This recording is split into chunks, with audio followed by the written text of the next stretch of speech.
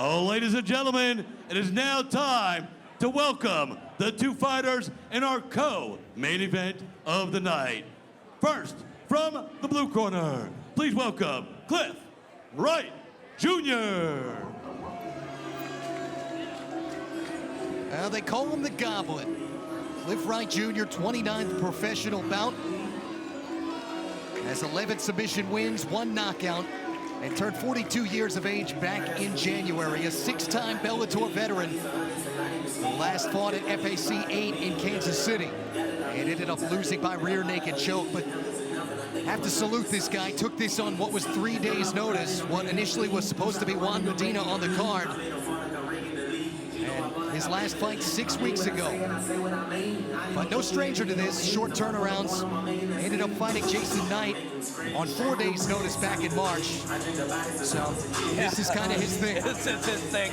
He fought the caveman Dave Rickles on a couple days' notice. Dave Rickles is a 23-time Bellator champion and a cool dude.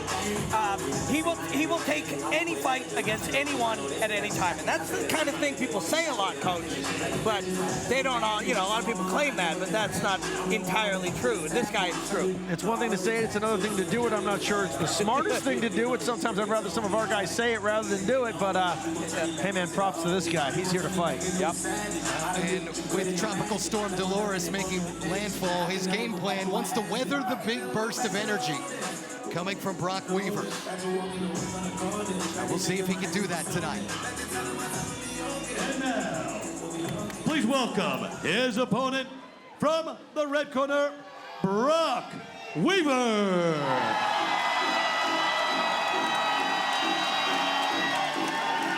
From the Moab band of Choctaw Indians, Brok Chatatuska Weaver. 16 professional wins, 6 losses. And changes the colors of his face paint based on the Native Americans of the area that he's fighting in. Yeah, super cool. Red and black. This is Mississippi, known as a fairly heavy state for Choctaw. Released from the UFC back in March after going 1-2 for Dana White. But has been a pro for what is 8 years in a career that started on Dana White's Contender Series. But hoping to get back and move from McIntosh, Alabama, population 300 on the reservation, down to Coconut Creek to train at where else, Dan Lambert? Well, he hasn't been with us for that long. He came shortly before his last fight in the UFC, and he got here, frankly, tougher than he was technical, and that can only get you so far. But he's been working hard. He's there every day. He lives in our dorms when he's down here, and he's training with some really good guys in that weight class. And you see the improvement. I expect to see the best Brok Weaver you've ever seen here tonight. Coach, when you've got a guy who does have that heart and that grit and that drive, they can learn the other stuff, right? They can learn the technical stuff. Whereas you take these technical guys, it's much harder to toughen them up and to make them gritty. Do you agree? You really can't teach toughness. I mean, they either come there tough or not. And if you gave me an option, take a guy who's skilled but not tough, or give me the tough guy every single time.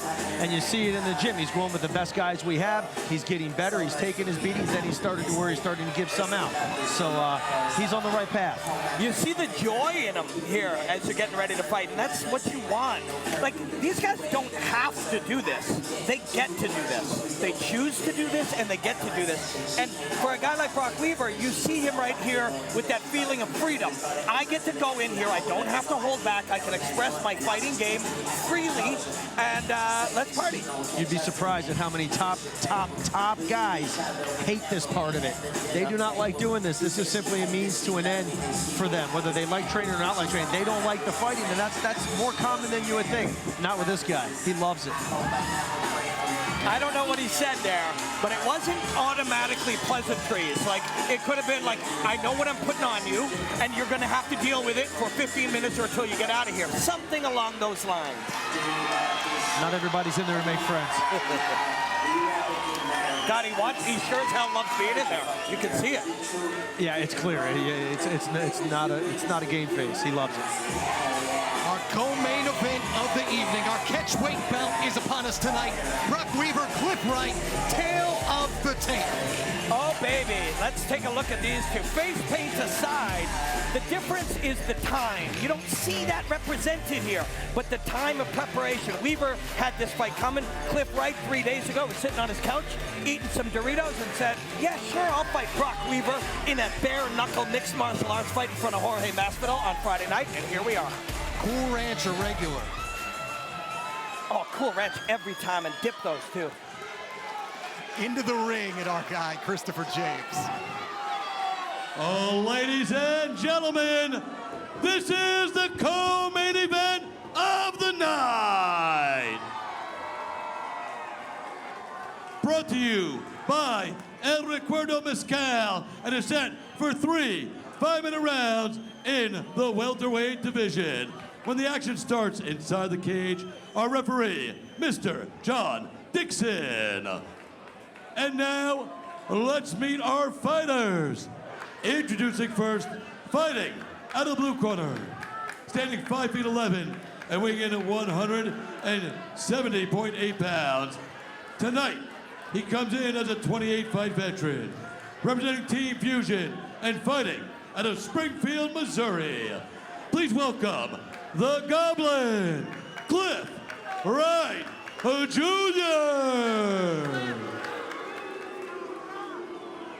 And now, introducing his opponent, fighting out of the red corner, standing 6 feet and weighing in 171.6 pounds. Tonight, he comes to the cage with a professional record, 17 wins against 6 defeats. Representing American Top Team and fighting out of McIntosh, Alabama, please welcome Brok Weaver.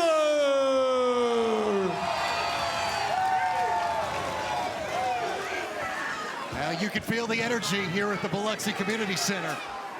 Weaver against Wright.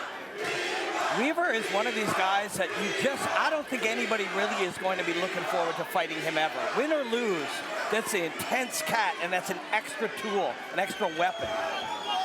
A stare that seemed to look through the soul of Cliff Wright. Set for 3 5-minute rounds. Cliff Wright fears no man, but most men fear Brok Weaver.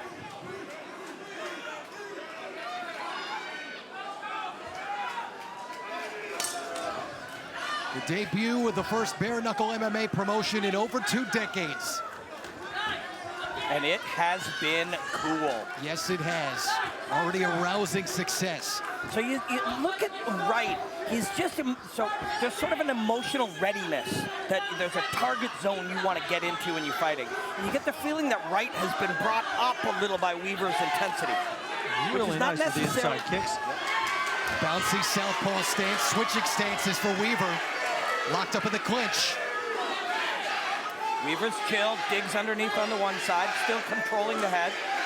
Yeah, of course, we see this and we often think about a choke, and there is one there, but you can use the head to control your man in many ways. Absolutely, and the more weight you put on that head, the more wear and tear he's going to get, and he's going to get tired carrying your weight. We can control the chin, we can control his spine, we can fatigue him like you're saying. We can slow it down, speed it up. Another aspect of no gloves is how much easier it is to get that underhook. Yeah, look, using sort of the scapula, like gripping that scapula with his hand. Again, a smaller, tighter hand enables you to get these little biological handles a little bit easier. No question. Well, I think it's easy to tell who the fan favorite is here. I mean, when you're Wright, you took a fight on less than 3 days' notice. You come in here against a tough guy and they boo you. That sucks, straight up. Rough business. You are the Washington Generals. Yeah, that's right. God, Weaver is just so chill. And yeah, look, Dan, you're talking about, how about this weight he's got on him now with getting the head lower than the pelvis? It's got to be fatiguing. It is, and it's a great job. You see how far away he was from locking those hands, and you're just not going to get that takedown without that. You're better off shifting to the single.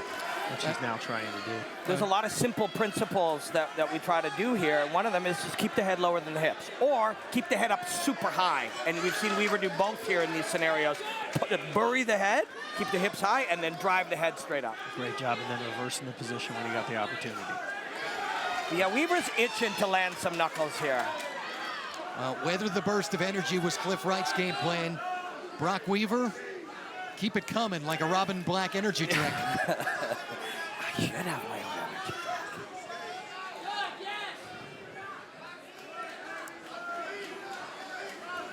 So Weaver actually flipped the script a little bit here. You want to be unpredictable. There's an elbow over the top. You want to be unpredictable. It's part of the game. Deception. All combat is rooted in deception. There's an elbow. There's another one. He didn't come out like a storm at the beginning. So it would be just, you know, a little bit confusing to Wright if that's what he expected.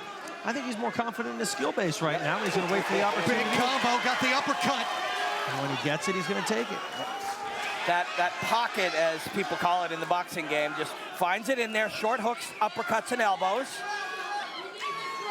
But hey, the Goblin, Cliff Wright, give him credit, man. You know, we're 3 minutes into this, and he has managed himself, and he's managed Brok in a few of these minutes as well. Look how much simpler it is to replace that underhook. Yep, just dig it right in, slide it in there. Slid the left elbow in over the top. Again here, look at the position of hip to head. Now the hips are lower than the head, and he's getting underneath him. Now he doesn't have his hands joined, but it's like a deadlifter or a squat. If you can get your hips underneath and your chest high, but look, Brok just lifts him right up. Very, very good work by Brok. In these wrestling, so important. Wright trying to place that arm. Yeah, little snap downs and pull downs and the knee. Good for Wright, man. And Brok just feeds him the elbow bone. He's doing some damage from inside like that. Yep. Hooks, uppercuts, elbows, knees, and then now big takedown. And it wasn't even really the low back pressure. It was just turning him. Yes, it was. Now, right hip and left shoulder. There, the left shoulder's pinned. That contralateral diagonal body control is what Brok was looking for, but now instead he's crowding the hips. Couple body shots, slid the elbow down into the rib cage. Coach, we talked about that earlier. Keep his feet off the mat. He can't stand up. No, he can't. Brok's a lengthy southpaw. He's actually been... It's a triangle. A little bit of a sparring partner for Dustin Poirier getting ready for Conor. Good posture by Brok. Yeah, smart. Yeah. Now, but there's a nice bite down. You can convert this here. Good work by Wright. He didn't get the triangle, but bit down to pull his man down lower. Slid the big right in, did Weaver. Final 10 seconds. Weaver wants to do damage here. If you do damage in these final 10 seconds, you can take away a little bit of the moment in between where he's hearing in his ears. You take away a little bit of his minute. Which is why that 30-second span where he was threatening with the triangle, even though it did not really come close, it just killed a lot of time that was left in the round, and Brok was forced to defend rather than do damage in that position. Good work. That's credit to Cliff Wright, man. So much going on in every moment of every fight. You know, when you often will see that, it's like throws up a triangle, he missed it, or you'll see it against the fence and we might think, oh, failed at the takedown. But these are not attempted takedowns, and that triangle isn't only about the submission. There are many purposes to controlling your man and stealing minutes from him. And as hard as it is for you or I to see what they're doing and try to figure out everything that's going on in there, imagine what it's like for them getting hit in the face with a bare knuckle punch at the same time. I know. And that's sort of something else we do often, is we look at it and we'll judge their decision making. But these decisions are being made for them. It's happening as a reflection of the training they did to get to this moment. A lot of it just becomes muscle memory. Yeah, we call it instinct, and we assume instincts are things you're born with, but you train instincts. Instincts are trained, they're programmed. Almost like a computer. Exactly. I like watching these guys fight. You just look at, they're very different. Small teep there for Weaver.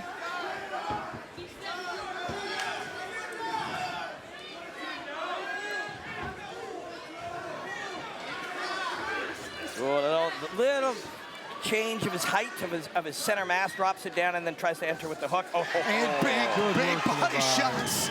And you just prior to those body shots, you saw some fatigue starting to set in, and that's certainly going to hasten that process. Over the top with the left elbow. There are all these moments in fighting that still exist where there are spaces and gaps. Good knee pick. Yeah. Great knee So pick. nice. And when he threw those 6 punches to the body, that's where there's just a little gap there. We have a space, so let's fill that space with damage. Cliff Wright, just like he was the beginning of this fight, fighting for air. Yeah, and Weaver will feel that. You'll feel the chest rising as he's trying to bring cold air into his hot lungs. You'll hear the wheezing. You start to hear this wheezing sound, and you know your guy is fatiguing, and it'll actually make Weaver even more aggressive. Going in on that Punches the back head. of the head. And there's no better sound to a fighter in MMA than to hear their opponent getting tired. Yep, and you feel it, you hear it, you sense it, and you're right, it drives you even stronger. This is going to be done real soon if Cliff Wright doesn't get his way out of here. Not only is he taking damage, but he's fatigued now. It's getting into a dangerous position here for him. And you can see Brok being really careful not to hit the back of the head. He landed a couple of shots there. The ref warned him, and he may have felt his hand too. Again, the wrist control on the outside arm. How's Weaver and how's Clifford going to get up? I hadn't seen that. I was looking in there and wondering if he was holding the hip bone but no, he's riding the wrist, the far wrist. It was trying to posture, just couldn't get against the cage, couldn't get there. Cage wrestling and wrist control is not everything, but it's a big part of everything. And I don't want to ride the lack of gloves all night, although I think we've done a fairly fair job of discussing the realities of it. It's a big deal. Yeah, it's a big deal. And it makes a difference here in these scenarios. There, look at him controlling those wrists. And now feeding the smaller weapon, too, without the glove, that little opening under the armpit, the opening near the neck. See here, he's able to get the smaller bony weapon in. You don't need the space to land it. Yep. Good Jeez, shot. this is getting rough now. Yeah, you said this is going to be over soon. And that's it. Yeah. You gotta love Brok Weaver, man. This guy was born for Bare Knuckle MMA. And you see his progression. He did not come in hell-bent on getting a quick finish. He was methodical, he was tactical, he landed shots in close, took his man down and got the finish. Good job, Brok. The 17th professional win for the man they call Chatatoshka, representing the Mawa band of Choctaw Indians.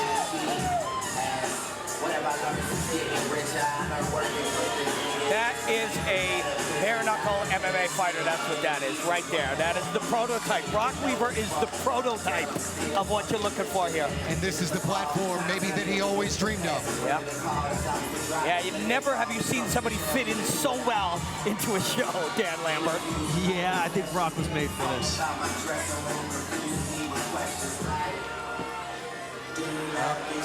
Credit to Cliff Wright for taking this fight on such short notice. But ran into the energy burst. Brok Weaver knew he was getting his opponent tired.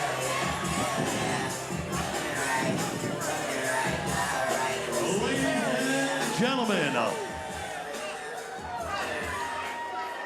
our referee, John Dixon, called a halt to this bout at 2 minutes and 38 seconds of round number 2, declaring a winner by TKO, Brok Chatatoshka Weaver.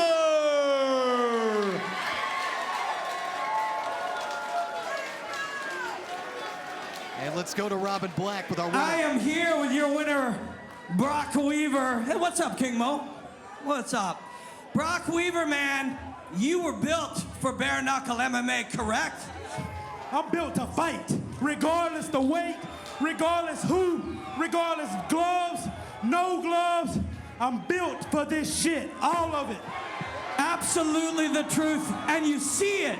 When you come out here and you're standing there about to fight, there's a joy in you that you get to come in here and do what you were meant to do. You know what? I don't even give the credit to me. It's the first time in years I've been back home. I'm fighting around my crowd. So you look, I got all the Mohawks in this bitch. So look, hey, calm down. Cause you all know what I'm about to say. Raise your glasses, cause if this was an ocean, I'd swim to the bottom. But this ain't no ocean. I'm a big, and I don't give a fuck. Let's hear it for Brok Weaver. Man, that you don't watch you fight. You feel you fight when you're out here. You can see it. You can feel it, man. They feel it right now. You earned this moment. Say anything you got to say. Thank anybody you got to thank. Hey, y'all already know I'm coming straight after the man himself. Dana, I had real fun tonight. I took a, man, 2 week notice, 5 different opponents, 5 different weight classes.